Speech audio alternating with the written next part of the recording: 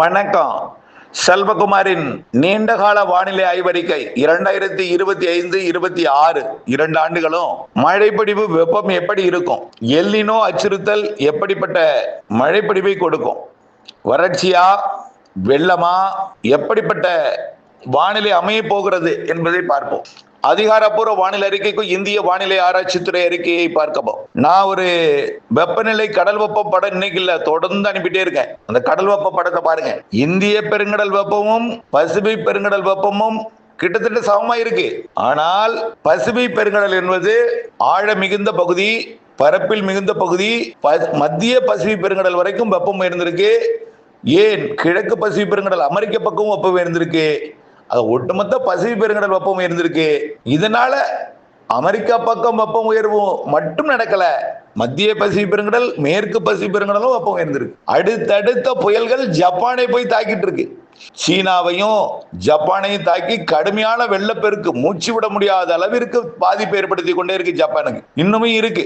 ஆகவே இந்த super El Niño என்று சொன்னால் அமெரிக்க பக்கம் வெப்பம் உயர்வு ஏற்பட்டால் அமெரிக்க பக்கம் மட்டும்தானே புயல்கள் உருவாக வேண்டும். அப்போ வெப்பமே இல்லாத கடல் பகுதி என்றால் எப்படி ஜப்பான் பகுதியை நோக்கி புயல்கள் பயணிக்கும்? எப்படி சீனா பகுதிக்கும் டால்பின் புயல் எப்படி தாய்வானை நோக்கியும் சீனாவை நோக்கியும் தென்கொரியா வடகொரியாவை நோக்கியும் ஜப்பானை நோக்கியும் பயணிக்கிறது என்பதை நீங்கள் புரிந்து கொள்ள வேண்டும். கடல் வெப்பம் அமெரிக்க பக்கம் எவ்வளவு இருக்கோ அதே அளவு ஆசிய பக்கமும் இருக்கு. பசிபிக் பெருங்கடல் வெப்பம் உயர்ந்திருக்கிறது. ஆனால் ஒட்டுமொத்த பசிபிக் பெருங்கடலோட நிலநடுக்கோட்டு பகுதியே உயர்ந்திருக்கு. அதுலயும் பரப்பில் கூடுதலாக ஜப்பான் முதல் ஆஸ்திரேலியா வரைக்கும் உள்ள பசிபிக் பெருங்கடல் ஆசிய பக்கம் உயர்ந்திருக்கு என்பதை நீங்கள் புரிந்து கொள்ள வேண்டும். இப்ப நிகழ்வு எல்லாமே ஜப்பான் நோக்கி போயிட்டு இருக்கு. இது தொடர்ந்து எப்படி போகும்? போகாது. சூரியனின் குத்துக்கதிர் எங்க இருக்குன்னு போட்டிருக்க பாருங்க. இன்றைக்கு நாம நீண்ட கால அறிக்கையில சொன்னதுதான், எப்பொழுதும் சொல்றதுதான், இன்னைக்கும் சொல்றதுதான். 17ஆம் தேதி சூரியனின் குத்துக்கதிர் நேற்றைக்கு திருவள்ளூருக்கு நுழைந்தது. இன்றைக்கு சென்னை, நாளைக்கு தென் சென்னை, அப்படியே செங்கல்பட்டு மாவட்ட பகுதி, அடுத்த நாள் விழுப்புரம் மாவட்ட பகுதி, அடுத்த நாள் புதுச்சேரி, அடுத்த நாள் கடலூர், அடுத்த நாள் மயிலாடுதுறை, அடுத்த நாள் நாகப்பட்டினம் வடக்கு காரைக்கால், அடுத்த நாள் மன்னார்குடி உள்ளிட்ட திருத்துறைப்பூண்டி உள்ளிட்ட தஞ்சாவூர் உள்ளிட்ட பகுதி.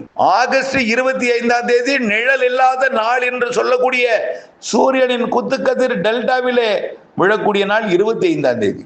வரக்கூடிய ஆகஸ்ட் 25. ஏற்கனவே ஏப்ரல் 17, அதுக்கு அடுத்தது ஆகஸ்ட் 25. அதே வடக்க போன சூரியன் குத்துக்கதிர் மீண்டும் தெற்கு நோக்கி திரும்புவது. ஆக இப்ப வெப்பம் உயர்வாகத்தான் இருக்கும். தென்மேற்கு பருவமழை இருந்தால் அந்த சூரியன் குத்துக்கதிர் விழக்கூடிய நாள் வெப்பம் தெரியாது, குளிர்ந்த காற்று வரும்.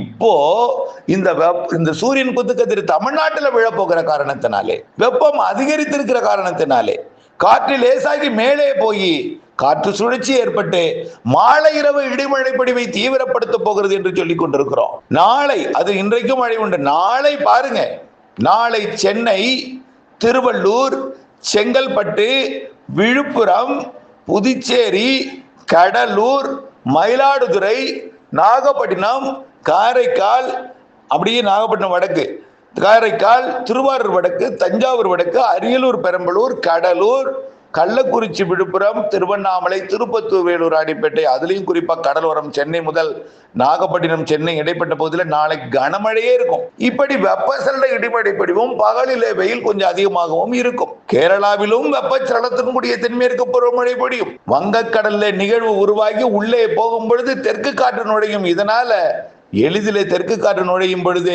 வெப்பச்சலன இடிமழை பொழிவு முழுமையாக சாதகமான நாள் நாளை 19ஆம் தேதி புதன்கிழமை மாலை இரவு என்பதை நீங்கள் நினைவில் கொள்ள வேண்டும் என்று சொல்லி இருக்கிறோம். இப்போ வெப்பம் வடக்கிலிருந்து, சூரியன் குத்துக்கதிர் வடக்கிலிருந்து தெற்கே போகிற காரணத்தினாலே நிலநடுக்கோட்டிலே வெப்பம் உயரும். நிலநடுக்கோட்டை நோக்கி செப்டம்பர் 21ஆம் தேதி நிலநடுக்கோட்டிலே சூரியனின் குத்துக்கதிர் விழும். இப்போ வடக்கே, அதாவது கடகரேகைக்கு சென்று விட்டு கல்கட்டா, அதாவது மேற்கு வங்கம், ஒடிசா, ஆந்திர பிரதேசம் முடித்துக் கொண்டு தற்பொழுது சூரியன் குத்துக்கதிர் தமிழ்நாட்டை ஒட்டிய கடற்பகுதி, வங்க கடற்பகுதி மற்றும் இலங்கை பகுதியில் விழப்போகிறது. தொடர்ந்து இது நிலநடுக்கோட்டை நோக்கி பயணிக்கும் பொழுது ஒட்டுமொத்த நிலநடுக்கோடு அமெரிக்கா ஆசியா இடைப்பட்ட பகுதியில் இருக்கக்கூடிய நிலநடுக்கோட்டு பகுதி அப்படியே பார்த்தீங்கன்னா இந்தோனேஷியாவுக்கு தெற்கே இருக்கக்கூடிய இந்தோனேஷியா மீது விழக்கூடிய, இந்தோனேஷியா மீது பயணிக்கக்கூடிய நிலநடுக்கோட்டு பகுதி, இலங்கைக்கு தெற்கே அப்படியே சோமாலியா, சுமத்ரா இடைப்பட்ட பகுதி, நிலநடுக்கோட்டு பகுதி வெப்பம் உயரப் போகுது. கண்டிப்பா இனிமேல் உயரக்கூடிய வெப்பம் தான் அது வடகிழக்கு பருவமழையும் தென்மேற்கு பருவமழையும் இறுதி கட்டத்தையும் தீர்மானிக்கும் என்பதை நீங்கள் நினைவில் கொள்ள வேண்டும். மாதிரி எல்லாம் மாறி வரும், பொறுத்திருந்து பாருங்கள். செப்டம்பர், அக்டோபர், நவம்பர், டிசம்பர் இந்த மாதத்துல முழுமையான வெப்பச்சலன இடிமழை பிடிப்பு கொடுத்து கொண்டு இறுதியில கொஞ்சம் கூடுதல் வெப்பச்சலன இடிமழை பிடிப்பாக மாறி செப்டம்பர் பிறந்ததும் நல்ல மழை பிடிப்பாக மாறி செப்டம்பர் 15க்கு மேல அக்டோபர் 15 வரைக்கும் உச்சபட்ச தென்மேற்கு பருவமழை தீவிரமழையும், அதுலயும் குறிப்பாக அக்டோபர் 1 முதல் 15 வரை பலத்த மிக பலத்த தென்மேற்கு பருவமழையும் கொடுக்கும். ஆக எல்னினோ, சூப்பர் எல்னினோ, காசில்லா எல்னினோ என்று பல ஊடகங்களிலே நீங்கள் கடல் வெப்பத்து வரைபடத்தை பார்த்திருப்பீர்கள். அது அமெரிக்க பக்கத்தில் மட்டுமே வெப்பம் குவித்திருக்கும், ஆசிய பக்கம் வெப்பம் இல்லாதது போலவும் கிழக்கு ஆசியாவோட பசிபிக் பெருங்கடல் பகுதியில் இல்லாதது போல காட்டும். ஆனால் உண்மையை பாருங்கள், படம் எப்படி இருக்கிறது என்பது இதில் ஓடிக்கொண்டிருக்கும் அந்த இதுல பாருங்க. ஆக கண்டிப்பாக பசிபிக் பெருங்கடலும் இந்திய பெருங்கடலும் வெப்பம் ஒரே அளவு இருக்கிறதுனால பசிபிக் பெருங்கடல் தனியாக செயல்படும், இந்திய பெருங்கடல் தனியாக செயல்படும். தென்மேற்கு பருவமழையின் இறுதி கட்டத்திலும் வடகிழக்கு பருவமழையிலும் எம்ஜேஓ இந்திய பெருங்கடலில் இருக்கும். கண்டிப்பாக இந்திய பெருங்கடலில் இருந்து கொண்டு தமிழ்நாடு, இலங்கை, அதாவது இந்தியாவோட தென் மாநிலங்கள், அதுலயும் குறிப்பா தமிழ்நாடு, அதுலயும் குறிப்பா தமிழ்நாட்டின் தென் மாவட்டங்கள் மற்றும் இலங்கை ஒட்டிய மாவட்டங்கள், இலங்கை அதிக மழைப்பொழிவை பெறும் திரும்ப திரும்ப சொல்லிட்டே இருக்கும். ஆக கண்டிப்பாக வடகிழக்கு பருவமழை தொடக்கம் முதல் அதற்கு முன்பே வடகிழக்கு பருவமழைக்கு முன்பு தென்மேற்கு பருவமழையே வடகிழக்கு பருவமழை மாறி பெய்யும். அது அப்படியே தலைகீழாக மாறி வடகிழக்காக மாறி தொடர்ந்து ஜனவரி 10 வரை நிறைய நாள் மழைப்பொழிவு இருக்கும். சிறு நிகழ்வும் நிறைய மழைப்பொழிவை தரும். வலிமையான நிகழ்வு எண்ணிக்கை ஒன்று இருந்தாலும் சிறு நிகழ்வு தான் அதிகமாக உருவாகும், சிறு நிகழ்வு தான் அதிக மழைப்பிடிப்பை தரும் என்பதை நீங்கள்.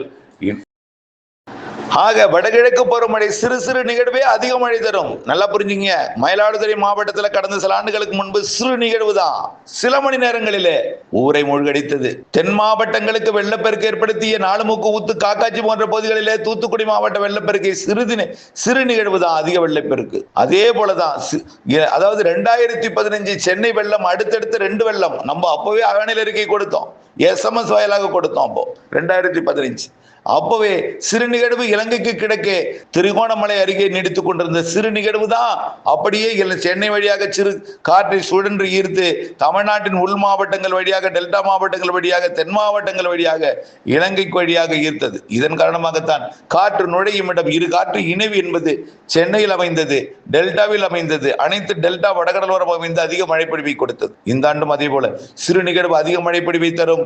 தமிழ்நாட்டின் தென் மாவட்டங்கள், டெல்டா மாவட்டங்கள், இலங்கை உள்ளிட்ட பகுதிகள், வடகடலோரம் வட உள் பகுதிகளுக்கும் மழை உண்டு, அனைத்து மாவட்டங்களுக்கும் மழை உண்டு என்பதை நீங்கள் புரிந்து கொள்ள வேண்டும். இந்த எல்னினோ, சூப்பர் எல்னினோ, காசில்லா எல்னினோ போன்றவையெல்லாம் 2027 மே மாதத்துடன் விலகிவிடும்.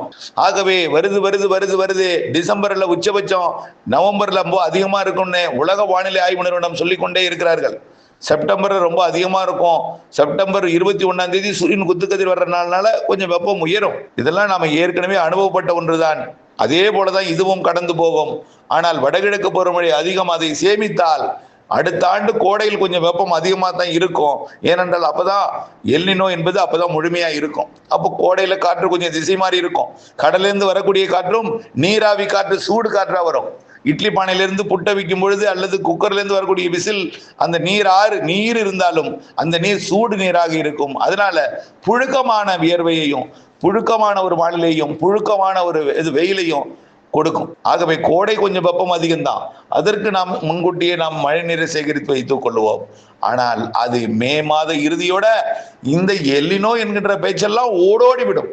ஜூன் மாதம் எல்னினோ நியூட்ரல் ஆகி லானினோவாக மாறி பிறகு அடுத்த ஆண்டு 2 பருவமழையுமே. காரணம் வெப்பம் ஒட்டுமொத்த உலகம் எங்குமே அது கடல் வெப்பம் எல்லாம் உயர்ந்திருக்கிற காரணத்தினாலே அது மழையாக மாறும். அடுத்த ஆண்டு 2027 2 பருவமழையும் சிறப்பான மழை இருக்கு என்பதையும் புரிந்து கொள்ள வேண்டும். ஆகவே தயவு செய்து அச்சப்பட வேண்டாம். வானிலை ஆய்வறிக்கையோடு இணைந்திருங்கள். வானிலை அறிந்து விவசாயம் செய்திடுங்கள். நாம் எப்பொழுதும் பழகிய ஒன்றுதான், எதுவும் புதிதாக அச்சப்படுவதற்கு ஏதும் இல்லை.